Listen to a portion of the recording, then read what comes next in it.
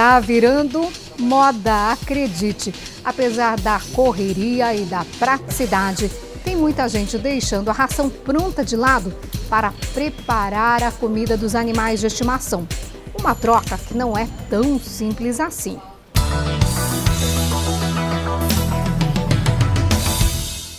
"14 cães e 8 gatos. Na nossa presença, até que não.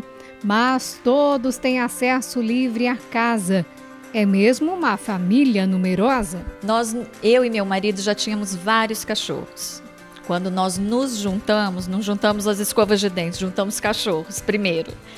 E a partir daí foram aparecendo, foram sendo adotados e essa família chegou em 14 cachorros e 8 gatos. E foi na união dos cães dela, acostumados à comida, e os do marido, que comiam ração, que surgiu a dúvida. Afinal, qual seria a alimentação deles? A praticidade venceu e todo mundo passou a comer ração. Mas aí a Cristiane é que não gostou do resultado. Quando nós adquirimos os 2 mastifes, os grandes, passou a ser quase impossível fazer alimentação para todos. Resolvemos dar só a ração. Eles fizeram só a ração, mas uma ração boa, indicada pelos veterinários, mas alguns dos nossos animais começaram a adoecer. Muita alergia, um tinha diarreia o tempo inteiro, outro tinha problema de pele o tempo inteiro, e aí eu resolvi fazer um teste. Falei, vamos voltar para a alimentação. Voltamos para a alimentação, todos melhoraram. A partir daí, tudo mudou.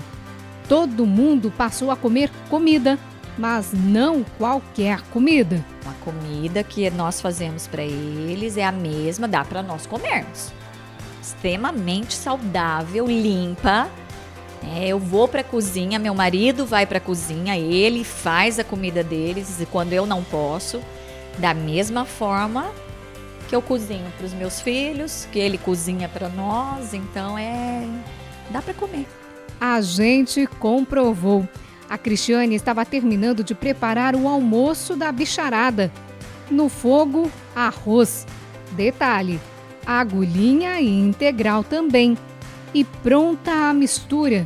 Mandioca salsa, berinjela, tomate e outros legumes cozidos e pernil de porco.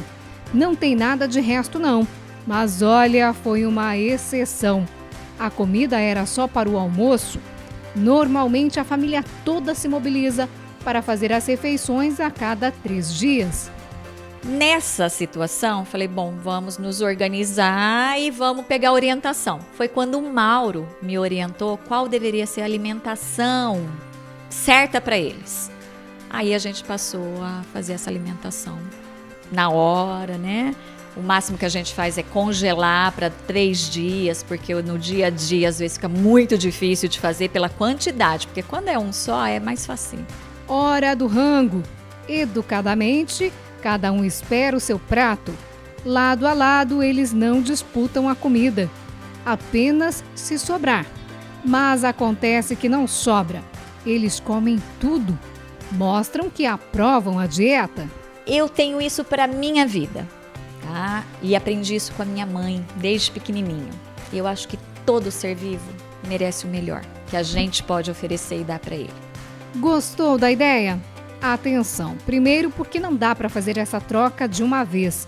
Segundo, para não confundir a alimentação natural com comida caseira. Terceiro, sobras do almoço ou da janta são proibidas. E quarto, antes de tudo, consultar o veterinário. Isso às vezes a gente relaciona muito ao modismo, né? As pessoas são muito do modismo. Então hoje, como tem essa tendência de alimento natural para humanos, está se fazendo a mesma coisa para os cães. E também pela tem uma falsa noção aí de que os animais têm mais doença porque comem rações. Assim como para nós, para eles, o sal também pode ser um problema. A gente tem muitos casos de hipertensão nos cães hoje. A gente tem a hipertensão, a doença renal, a doença cardíaca, que o sal aumenta a pressão e agrava essas doenças, tá?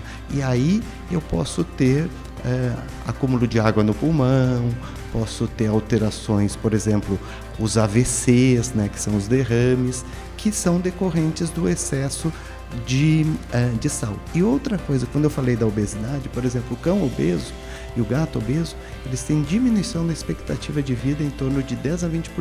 Então, por isso que a alimentação balanceada é importante. Aliás, sabia que eles não podem comer tudo o que comemos? Tem alguns alimentos, por exemplo, as nozes, né, as castanhas, elas não devem ser consumidas. As sementes, elas não devem ser consumidas. A uva não deve ser consumida, o chocolate. Eles também precisam de uma dieta balanceada.